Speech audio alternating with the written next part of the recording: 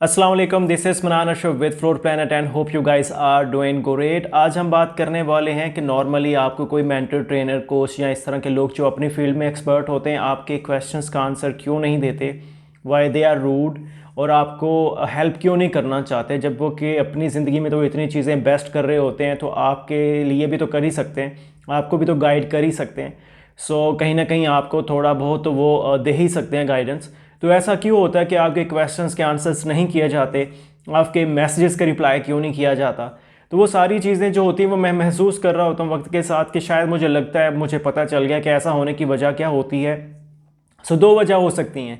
पहली वो चीज़, जो लोग शुरू में बहुत हेल्पफुल होते हैं और वो हेल्पफुल रहना भी चाहते हैं for most of the people, लेकिन क्या होता है कि जो उनसे क्वेश्चंस किए जा रहे होते हैं वो कभी उतने हेल्पफुल नहीं होते, वो उतने सही क्वेश्चंस नहीं होते जो उनसे पूछे जाने चाहिए according to their experience and knowledge. हम उनसे इतने बेसिक्स क्वेश्चन पूछ रहे होते हैं, इतने बेसिक क्वेश्चन पूछ रहे होते हैं कि उन्हें फिर लगने लग जाता है कि शायद ये अब उनके टाइम की सही वैल्यू नहीं हो रही है, जिसकी वजह से नॉर्मली लोग आपके क्वेश्चन का आंसर नहीं देना चाहते। आपको रिप्लाई नहीं करना देना चाहते। वो फिर आप खुद से एज्यूम भी करते हो कि ठीक है, अब लोगों को शायद वो जो है ईगो आ गई है, ये जो भी सारा कुछ हो गया जस्ट बिकॉज अब क्योंकि फॉलोइंग बहुत अच्छी है एंड ऑल दोज थिंग्स। तो मेरे ख्याल में मुझे ऐसा लगता है कि ऐसा कुछ भी नहीं होता। मोस्टली अगर वो लोग जो शुरू में हेल्पफुल थे, वो स्टार्ट में अगर हेल्पफुल थे आपको कहीं ना कहीं और दूसरों को आउट ऑफ द वे जाके अगर वो हेल्प कर रहे थे, तो दैट मीन अभी भी वो हेल्प करना चाहेंगे, लेकिन आपका क्वेश्चन शायद कहीं ना कहीं ठीक होना चाहिए। जो मुझे लगता है आपके क्वेश्चन जो है वो ठीक नहीं होते। हम क्योंकि बेसिक लेवल पे ही रिसर्च नहीं करना चाहते, हम जो चाहते हैं कि भाई ठीक है, हर चीज़ के बारे में हमें कोई दूसरा ही बता देगा।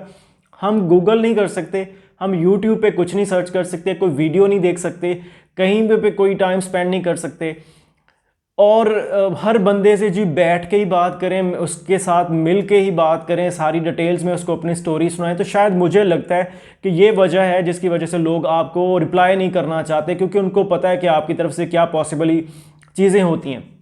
कुछ सिनेरियोज मैं आपके सामने रखता हूँ जो मैंने अभी रिसेंटली कुछ टाइम के अंदर देखे हैं। मैं उस हिसाब से ये आइडिया लगा पा रहा हूँ कि ये चीज़ें वाकई इस तरह से हैं कि जब आप किसी को मैसेज करते हो, आप उससे डायरेक्ट ये पूछ रहे हो भी व्हाट इज़ FBA, ठीक है। आप किसी से पूछ रहे हो कि व्हाट इज़ FBM, क्या डिफरेंस है इन दोनों के दरमियान, या इससे भी बेसिक्स चीज़ें आप पूछ रहे होते हो, बेसिक्स पूछ रहे होते हो। तो मैं बड़ा हैरान हो जाता हूँ इस चीज़ के ऊपर कि यार इतना तो गूगल किया जा सकता था, इतना तो यूट्यूब से आप देख ही सकते थे। जब आपके जहन में क्वेश्चन होता है तो आप उसके लिए अटेम्प्ट करते हो उसका आंसर ढूंढने के लिए। आंसर आपको जो मिलता है, अगर वहाँ पे लिखी हुई चीज़ आपको समझ नहीं आ रही, पर देख के वीडियो समझ नहीं आ रही, तो फिर क्या आप होप कर रहे हैं कि आपको किसी और तरह से चीज़ समझ आ जाएगी? तो मेरे ख्याल में बहुत ज़्यादा ये ज़रूरी है कि आप अपने क्वेश्चंस को इम्प्रूव करें, वक्त के साथ साथ अपने क्वेश्चंस को इम्प्रूव करें, और इसी हिसाब से जब आप किससे कोई चीज़ पूछें उसे भी अच्छा लगे कि वो आपको कोई एक हेल्पफुल चीज़ बता रहा है, कोई नई चीज़ बता रहा है जिससे उसको भी फ़ायदा हो रहा है कहीं ना कहीं, ठीक है। तो रेपिटेशन जब होने लग जाती है क्वेश्चंस की, बेसिक्स पे ही पूछना शुरू हो जाते हैं लोग, नॉर्मली फिर लोग अवॉइड करते हैं आपको रिप्लाई करना, आपके कमेंट्स, मैसेजेस, सारी चीज़ों का। मुझे ये लगता है कि एक तो ये चीज़ अवॉइड होनी चाहिए, बेसिक्स एटलीस्ट हमें अपने खुद से करनी चाहिए। लोगों से पूछना है तो अपने हिसाब से, आपकी फिर अपनी जो सराउंडिंग है उसमें आपको देखना चाहिए। लेकिन जब आप किसी बहुत सीनियर बंदे को, बहुत एक्सपर्ट फील्ड में जो बहुत बिजी हो सकता है लाइफ में, जब रीच आउट करते हो, तो मेरे ख्याल में एटलीस्ट आपके क्वेश्चंस टू द पॉइंट होने चाहिए, पहली चीज़। दूसरी चीज़, देखिए लोगों को आपकी ज़िंदगी में कोई इंटरेस्ट नहीं है। It's rude but that's reality. लोगों को आपकी लाइफ में कोई इंटरेस्ट नहीं है। तो ये मत बताइए कि मैं ये कर रहा था, मैं ये कर रहा हूँ, मैं इसमें फेल हो गया, मैं उसमें फेल हो गया, मैंने ये किया वो किया। देखिए, अब ज़िंदगी में बहुत बड़े शख्स होंगे, अपनी दुनिया में बहुत बड़े हीरो होंगे, बहुत बड़े लेजेंड होंगे, किसी को इससे कोई फ़र्क नहीं पड़ रहा है, ठीक है। बेहतरीन चीज़ ये होनी चाहिए कि आप अपना क्वेश्चन पूछते, टू द पॉइंट बात करते, थैंक यू एंड अल्लाह हाफिज़। लेकिन ऐसा नहीं किया जाता। आप बहुत ज़्यादा पहले हालो हवाल में टाइम गुजारेंगे, उसके बाद आप जाके वो अपनी सारी स्टोरी सुनाएंगे। स्टोरी के बाद भी फिर जब भी कोई शख्स दूसरा आपको वो बताएगा, तभी जब आप चुप होंगे, तो आप चुप ही नहीं हो रहे, आप कह रहे हैं मैंने ये भी किया हुआ है, वो भी किया हुआ है। अगर आपने सारी चीज़ें की हुई हैं तो फिर किसी की लाइफ में इसका कोई फ़र्क नहीं पड़ रहा। सेकंड चीज़, हमेशा ये कोशिश करें अपनी स्टोरीज मत सुनाएं। आपकी चाहे बहुत पेनफुल लाइफ हो सकती है, आपकी लाइफ बहुत अच्छी हो सकती है, आप दुनिया के दुखी तरीन भी हो सकते हैं और अच्छे तरीन भी हो सकते हैं। लोगों की लाइफ है, वेरी करती है, चीज़ें होती हैं, हर कोई बताना नहीं चाहता है। तो मैं आपको भी यही कहूँगा कि मत बताइए, अपने तक रखिए, ये बताने वाली बात नहीं है, दूसरे शख्स को इसमें कोई इंटरेस्ट नहीं है। आपको इससे ज़्यादा ही तकलीफ होगी जब दूसरा शख्स उसे सुने और इसी तरह इग्नोर कर दे जैसे उसने सुना ही नहीं। तो मेरे ख्याल में बेटर है कि आप नहीं सुने। दूसरी चीज़, तीसरी चीज़ इसमें ये जो मुझे नज़र आती है बेसिकली ये, आपको जब कोई शख्स बात बता रहा है किसी चीज़ के बारे में, आपको जब गाइड कर रहा है, तो उसको हमेशा अपनी ज़ात पे लेना मत शुरू कर दें। उसने आपको एग्जांपल दी कि ये प्रैक्टिसेस होती हैं, तो आप फ़ौरन से जवाब देने के लिए खड़े हो गए, जी मैं तो ऐसा नहीं करता, मैंने तो ऐसा ज़िंदगी भर नहीं किया।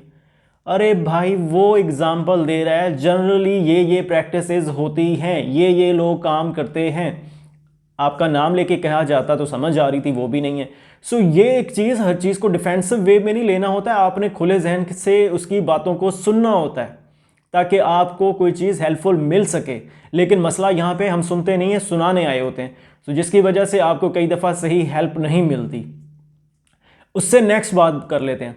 उससे नेक्स्ट ये बात है कि आप किसी को फ़ोन करते हो, आप उसको बोलते हो कि भाई मैंने ज़िंदगी में ये किया हुआ है, आप मुझे बताएं मैं क्या करूं। अरे भाई, जब ज़िंदगी में इतना कुछ कर लिया है और उसमें से कुछ ना कुछ सक्सेसफुल चला गया है, तो क्यों नहीं उसको मल्टीप्लाई कर रहे, उस प्रोसेस को रिपीट क्यों नहीं कर रहे? पैसे बन रहे थे तो पैसे बनाओ, इज्जत बन रही थी तो इज्जत बनाओ, जो मशहूर हो रहे थे, जो भी हो रहा था तो वो करो। लेकिन मसला ये है कि अभी भी आपको लगता है कि अगर आप ज़िंदगी में कुछ ना कुछ बेस्ट करके भी आए हुए, अभी भी आपको कोई दूसरा ही आके बताए तो आप सही कर सकते हो। मेरे ख्याल में जो सबसे बड़ा प्रॉब्लम ये है कि आपको प्रॉब्लम का सलूशन बताया जाता है, ये इसका फिक्स हो सकता है। ज़रूरी नहीं है आपने वही इंप्लीमेंट भी करना है, आप अपने हिसाब से अपना सिचुएशन देख के, अपनी सराउंडिंग्स देख के चीज़ें इंप्लीमेंट करते हो।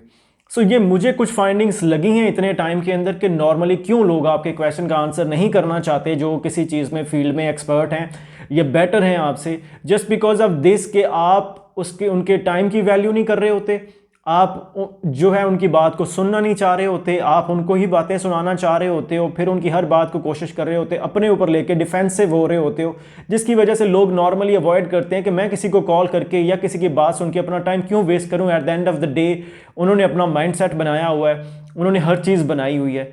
सो प्लीज़ टेक दिस सीरियसली और इन चीज़ों को इम्प्रूव करें, अपना बात टू द पॉइंट करें। आपको हेल्पफुल लोग ज़रूर मिलेंगे, लोग चाहते हैं मदद करना, लेकिन मैंने देखा है जब उनके टाइम को वेस्ट किया जाता है तो फिर अवॉइड करना स्टार्ट कर देते हैं, और ये जब किसी एक के साथ होता है तो वो फिर सबके साथ प्रैक्टिस शुरू होती है। So I hope it helps, if it really अगर आपके लिए हेल्पफुल होती है video, so please do share, subscribe and comment. I will get back to you with another video. Till that time, thank you, have fun and अल्लाह हाफिज़।